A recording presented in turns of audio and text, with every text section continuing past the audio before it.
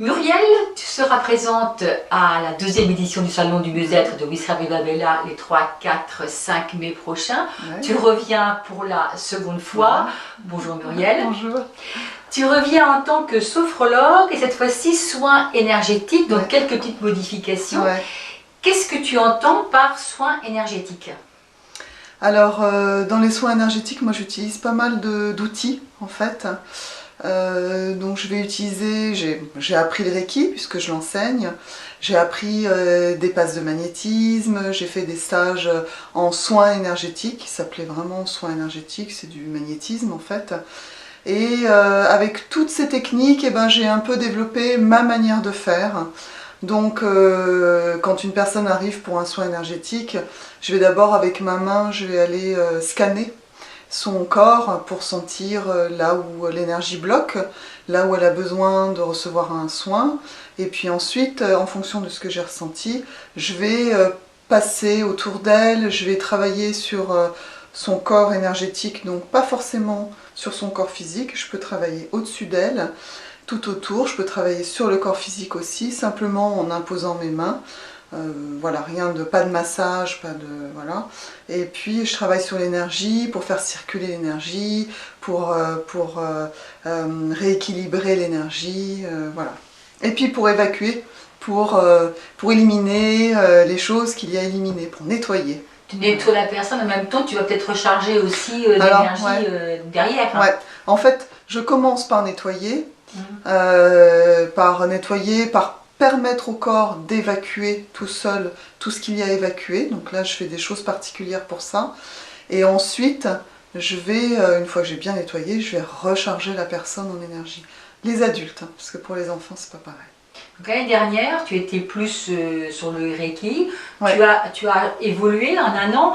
Ouais. Qu'est-ce qui a fait que tu as eu envie d'évoluer, de passer à autre chose ? En fait, mes perceptions se sont beaucoup développées et mes mains ont commencé à vouloir faire des choses différentes. Donc avant de faire des choses que je ne comprends pas, j'ai voulu aller voir les gens qui savent faire ces choses-là. Donc des magnétiseurs, voilà, un médecin aussi avec lequel j'ai fait un stage de soins énergétiques pour comprendre ce qu'on pouvait faire d'autre que le Reiki et que mes mains manifestement avaient envie de faire.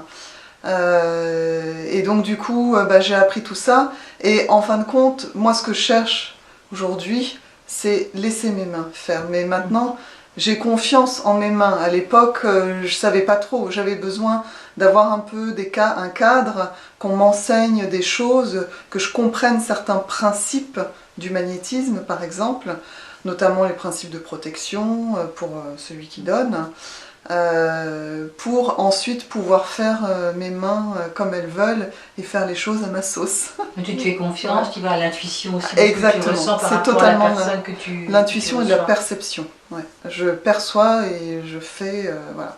Alors la sophrologie, tu la lies à ces soins, ouais. Tu proposes quelquefois soins énergétiques simplement, sophrologie, mais ta particularité est de lier les deux. Oui, aujourd'hui je propose quelque chose de différent que je ne proposais pas l'année dernière, c'est effectivement de faire à la fois soins énergétiques et sophrologie dans une même séance. Donc pour un adulte ça va durer 2 heures. C'est pas anodin, c'est pas anodin, c'est un vrai travail, donc il y a un temps de parole, il y a un temps de soin, et en fonction de ce qui s'est dit et en fonction de ce que j'ai ressenti pendant le soin, je vais proposer 1 ou 2 exercices de sophrologie. Voilà. Ce que je disais qui était important aussi hors caméra, c'est que le soin énergétique, tu le donnes, on le reçoit, donc la personne effectivement, elle est, tu dis, en passif, c'est très bien, on a besoin de ça. Ouais. Et la sophrologie va permettre à la personne de devenir actrice aussi dans son amélioration, son mieux-être. Hein. Oui, parce que moi je suis convaincue que c'est bien de faire des soins, hein, c'est très bien parce que ça aide. Ça ouvre finalement, moi je pense que ça ouvre des portes en fait quand je fais le soin énergétique. Ça va débloquer des choses qui ensuite vont permettre à la personne d'aller vers autre chose. Et cette autre chose, moi je propose que ce soit la sophrologie. Donc ça peut être de la psychologie, la personne peut très bien en sortant de chez moi se dire j'ai envie d'aller voir un psychologue. Et tant mieux, ça veut dire que mon soin aura débloqué quelque chose.